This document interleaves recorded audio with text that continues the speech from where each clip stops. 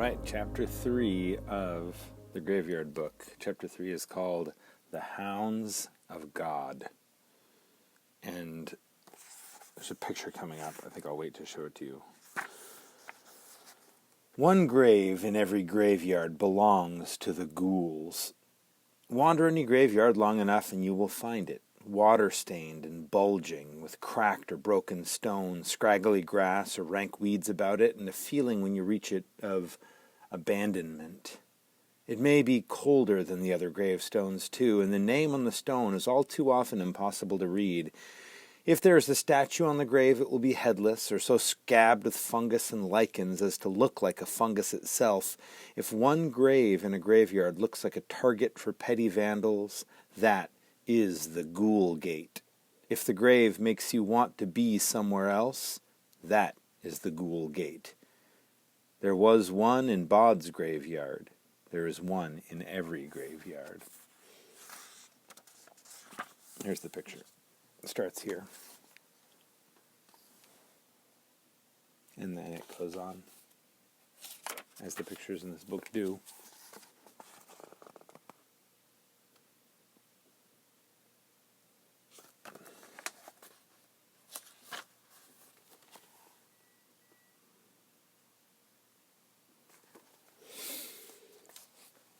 Silas was leaving.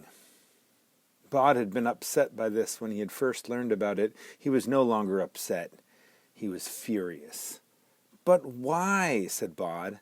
"I told you. I need to obtain some information. In order to do that, I have to travel. To travel, I must leave here. We have already been over all this." "What's so important that you have to go away?" Bod's 6-year-old mind tried to imagine something that could make Silas want to leave him and failed. "It's not fair." His guardian was unperturbed. "It is neither fair nor unfair, Nobody Owens. It simply is." Bod was not impressed. "You're meant to look after me. You said." "As your guardian, I have responsibility for you, yes. Fortunately, I am not the only individual in the world willing to take on this responsibility." "Where are you going, anyway?" "Out. Away. There are things I need to uncover that I cannot uncover here." Bod snorted and walked off, kicking at imaginary stones. On the northwestern side of the graveyard, things had become very overgrown and tangled, far beyond the ability of the groundskeeper or the friends of the graveyard to tame. And he ambled over there and woke a family of Victorian children who had all died before their 10th birthdays, and they played at hide-and-go-seek in the moonlight in the ivy-twined jungle. Bod tried to pretend that Silas was not leaving, that nothing was going to change, but when the game was done and he ran back to the old chapel, he saw two things that changed his mind. The first thing he saw was a bag. It was, Bod knew the moment he laid eyes on it, Silas's bag. It was at least 150 years old, a thing of beauty, black leather with brass fittings and a black handle, the kind of bag a Victorian doctor or undertaker might have carried, containing every implement that might have been needed. Bod had never seen Silas's bag before. He had not even known that Silas had a bag, but it was the sort of bag that could only have belonged to Silas. Bod tried to peek inside it, but it was closed with a large brass padlock. It was too heavy for him to lift. That was the first thing. The second thing was sitting on the bench by the chapel. "Bod," said Silas, "this is Miss Lupescu." Miss Lupescu was not pretty. Her face was pinched and her expression was disapproving. Her hair was gray, although her face seemed too young for gray hair. Her front teeth were slightly crooked. She wore a bulky mackintosh and a man's tie around her neck. "How do you do, Miss Lupescu?" said Bod. Miss Lupescu said nothing. She sniffed, then she looked at Silas and said, "So, this is the boy?" She got up from her seat and walked all around Bod. Nostrils flared as if she were sniffing him. When she had made a complete circuit, she said, "You will report to me on waking, and before you go to sleep. I have rented a room in a house over there." She pointed to a roof just visible from where they stood. "However, I shall spend my time in this graveyard. I am here as a historian, researching the history of old graves. You understand, boy? Da? Bod, said Bod. It's Bod, not boy. Short for nobody, she said. A foolish name. Also, Bod is a pet name, a nickname. I do not approve. I will call you boy. You will call me Miss Lupescu. Bod looked up at Silas pleadingly, but there was no sympathy on Silas's face. He picked up his bag and said, You will be in good hands with Miss Lupescu, Bod. I am sure the two of you will get on. We won't, said Bod. She's horrible. That, said Silas, was a very rude thing to say. I think you should apologize, don't you? Bod didn't, but Silas was looking at him, and Silas was carrying his black bag and about to leave for no one knew how long, so he said, I'm sorry, Miss Lupescu. At first she said nothing in reply. She merely sniffed. Then she said, I have come a long way to look after you, boy. I hope you are worth it. Bod could not imagine hugging Silas, so he held out his hand, and Silas bent over and gently shook it, engulfing Bod's small, grubby hand with his huge, pale one. Then, lifting his black leather bag as if it were weightless, he walked down the path and out of the graveyard. Bod told his parents about it. Silas is gone, he said. He'll be back, said Mr. Owens cheerfully. Don't you worry your head about that, Bod. Like a bad penny, as they say. Mrs. Owens said, Back when you were born, he promised us that if he had to leave, he would find someone else to bring you food and keep an eye on you, and he has. He's so reliable.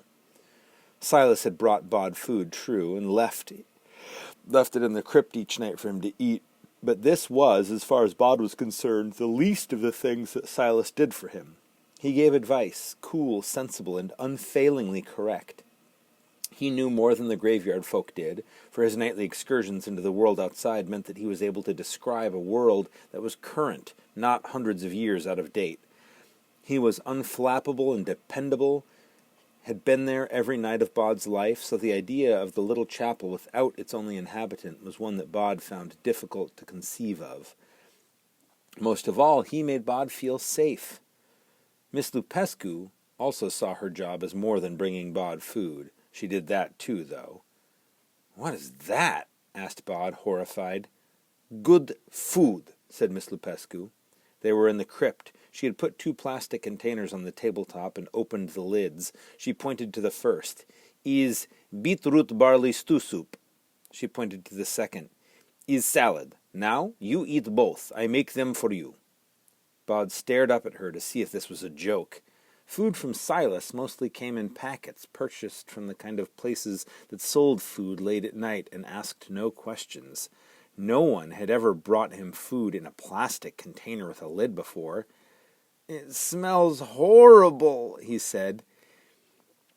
If you do not eat the stew soup soon, she said, it will be more horrible. It will be cold. Now eat.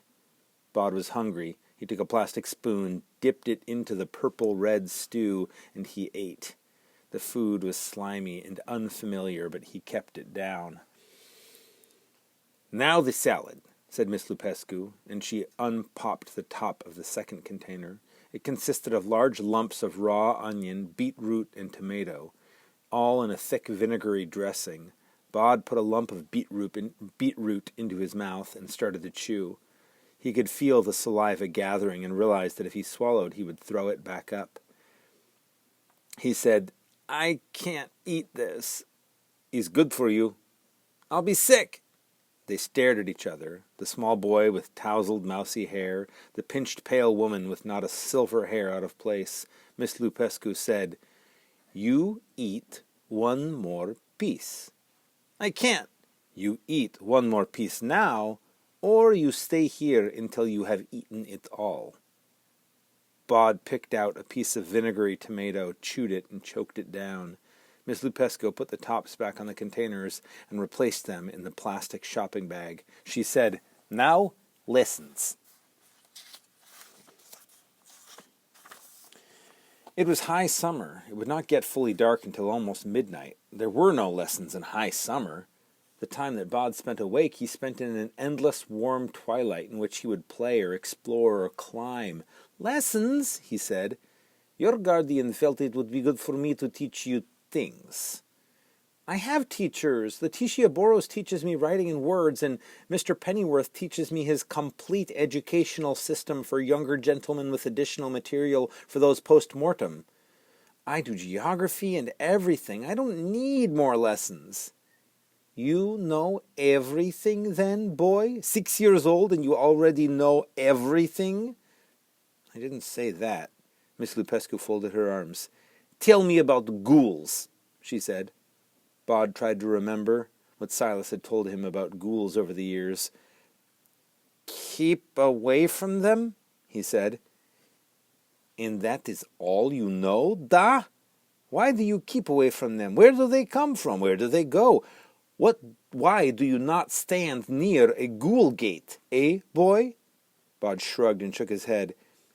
"Name the different kinds of people," said Miss Lupescu. "Now."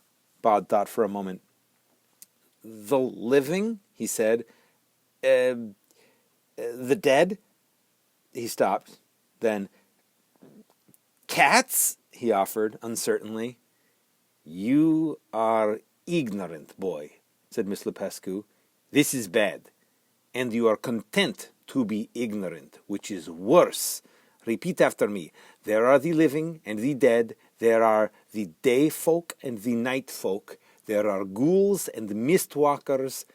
There are the high hunters and the hounds of God. Also, there are solitary types." "What are you?" asked Bod. "I," she said sternly, "am Miss Lupescu." "What's Silas?" She hesitated, then she said, "He is a solitary type." Bod endured the lesson. When Silas had taught him things, it was interesting. Much of the time, Bod didn't realize he had been taught anything at all. Miss Lupescu taught in lists, and Bod could not see the point to it. He sat in the crypt, aching to be out in the summer's twilight under the ghost moon. When the lesson was done, in the foulest of moods, he fled. He looked for playmates, but found no one and saw nothing but a large gray dog which prowled the gravestones, always keeping its distance from him, slipping between gravestones and through shadows. The week got worse. Miss Lupescu continued to bring Bod things she had cooked for him, dumplings swimming in lard, thick reddish-purple soup with a lump of sour cream in it, small cold boiled potatoes, cold garlic-heavy sausages, hard-boiled eggs, and a gray unappetizing liquid. He ate as little as he could get away with. The lessons continued. For 2 days, she taught him nothing but ways to call for help in every language in the world, and she would rap his knuckles with her pen if he slipped up or forgot. By the 3rd day, she was firing them at him. "French? Au secours. Morse code. SOS. 3 short dots, 3 long ones, 3 short ones again. Night gaunt." "This is stupid. I don't remember what a night gaunt is." "They have hairless wings and they fly low and fast. They do not visit this world, but they fly the red skies above the road to Gulheim." "I'm never going to need to know this." Her mouth pinched in tighter. All she said was, "Night gaunt." Bod made the noise in the back of his throat that she had taught him, a guttural cry like an eagle's call. She sniffed. "Adequate," she said. Bod could not wait until the day that Silas returned. So, Silas leaving the graveyard for the first time. New developments. I wonder what he is up to. He said he has to go get information or investigate something. I hope we find out more later.